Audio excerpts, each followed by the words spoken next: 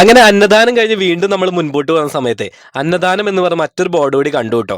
അപ്പോൾ ഈ ഒരു വീഡിയോ മാക്സിമം നിങ്ങൾ മറ്റുള്ള സായിമാരിലേക്കൊക്കെ എത്തിക്കുക കേട്ടോ. നമ്മുടെ വാഹനം എവിടെ നിർത്തണം, വാഹനം നിർത്തി അവിടെ സേഫ് ആണോ എന്നൊക്കെ ഒരുപാട് ആളുകൾ എന്നോട് ചോദിച്ചായിരുന്നു കേട്ടോ. ഞങ്ങളെ സംബന്ധിച്ച് പെട്രോൾ പമ്പിൽ ഞങ്ങളുടെ വാഹനം സേഫ് ആയിരുന്നു.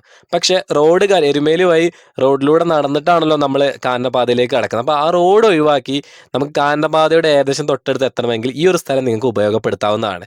ആർ കൃഷ്ണമൂർത്തി എന്ന് പറയുന്ന ഒരു സ്വാമി, ചെന്നൈയിലുള്ള സ്വാമി, എരുമേലി വഴി സന്നിധാനത്തേക്ക് പോകുന്ന വഴിക്ക് നമുക്കറിയാം ഭക്ഷണത്തിനും കാര്യത്തിനൊക്കെ നല്ല റേറ്റാണ് ഇവിടെ. പറഞ്ഞിട്ട് കാര്യമില്ല, കാരണം ഭക്ഷണ വസ്തുക്കളൊക്കെ എത്തിക്കണം, അതിൻ്റെതായിട്ടുള്ള ബുദ്ധിമുട്ടുകളുണ്ട്. എങ്കിൽ പോലും അദ്ദേഹത്തിന് മനസ്സിലുണ്ടായ വലിയൊരു സങ്കല്പം, ഫ്രീ ആയിട്ട് അന്നദാനം ഇവിടെ മറ്റുള്ള സ്വാമിമാർക്ക് കൊടുക്കണം എന്നൊരു വലിയൊരു സങ്കല്പം. അതിന് ആ ഒരു സങ്കല്പം സുശീലൻ എന്ന് പറയുന്ന ഈ ഒരു വീഡിയോയിൽ കാണുന്ന ഏട്ടനോട് സംസാരിച്ചിട്ടു. അങ്ങനെ അവർ രണ്ട് പേരും കൂടെ കൂടിയിട്ട് ആദ്യമായിട്ട് അന്നദാനം കൊടുക്കുകയാണ് ഇവിടെ.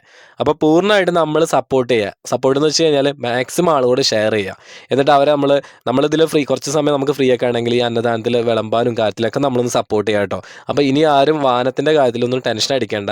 ഇവിടെ വാഹനം നിർത്താനും വിരി വയ്ക്കാനും ഒക്കെ സൗകര്യം ഉണ്ട് കേട്ടോ. അപ്പോൾ ഈ ഒരു വീഡിയോ മാക്സിമം നിങ്ങളെല്ലാവരേക്കും ഒന്ന് ഷെയർ ചെയ്യുക. അടുത്ത വർഷം ഈ ഒരു വഴി വരുന്ന ആളുകൾക്ക് തീർച്ചയായിട്ടും ഉപകാരപ്പെടും.